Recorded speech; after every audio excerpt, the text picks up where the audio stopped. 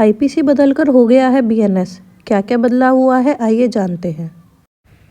भारतीय नागरिक सुरक्षा संहिता 2023, भारतीय न्याय संहिता 2023, भारतीय साक्ष्य अधिनियम 2023 1 जुलाई 2024 से लागू हो जाएंगे। गृह मंत्रालय ने इस बारे में एक नोटिफिकेशन जारी कर दिया है। ये तीनों विधेयक पिछले वर्ष 2023 दिसंबर में संसद में पारित किए गए थे।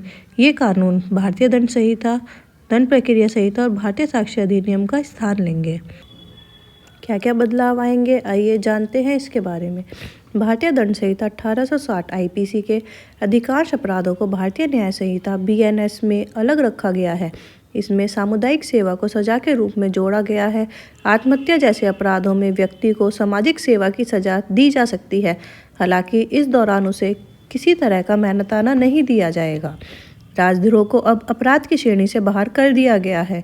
राजद्रोह के बजाय अब भारत की संप्रभुता, एकता और अखंडता को खतरे में डालने वाले कृत्यों के रूप में एक नया अपराध के रूप में जोड़ा गया है। बीएनएस में आतंकवाद को एक अपराध माना गया है।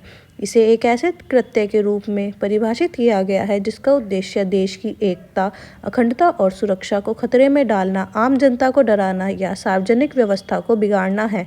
स्थानीय स्तर पर शांति भंग करना भी आतंकवाद की श्रेणी में शामिल है।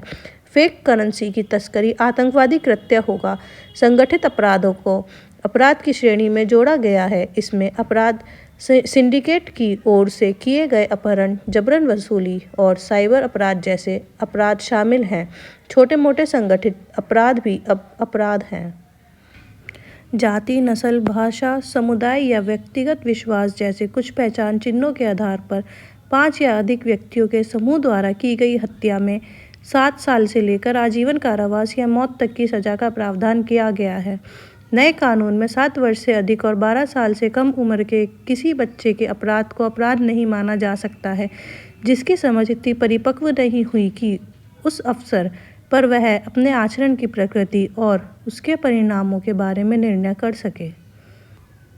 पहले ऐसे किसी व्यक्ति पर मुकदमा चलाने का कोई प्रावधान नहीं था जो अपराध करने के उद्देश्य से किसी बच्चे को नियोजित या संलग्न करता था। नए कानून में इसके लिए एक खंड 95 जोड़ा गया है।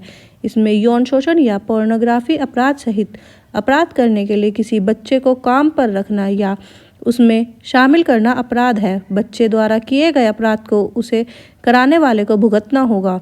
भारतीय दंड संहिता विकृत दिमाग वालों के लिए अभियोजन से सुरक्षा प्रदान करता है। बीएनएस में इसे मानसिक बीमारी वाला व्यक्ति कहा गया है। मानसिक बीमारी की परिभाषा में मानसिक मंदता शामिल नहीं है और इसमें शराब एवं नशीली दवाओं के दुरुपयोग को शामिल किया गया है। अब मानसिक मंदता से पीड़ित व्यक्तियों पर मुकदमा चलाया जा सकता है। इसमें हिट एंड रन मामले पर भी फोकस किया गया है। यदि किसी व्यक्ति द्वारा सड़क पर एक्सीडेंट किया जाता है और घायल व्यक्ति को छोड़कर भाग जाता है तो 10 साल तक की सजा का प्रावधान है।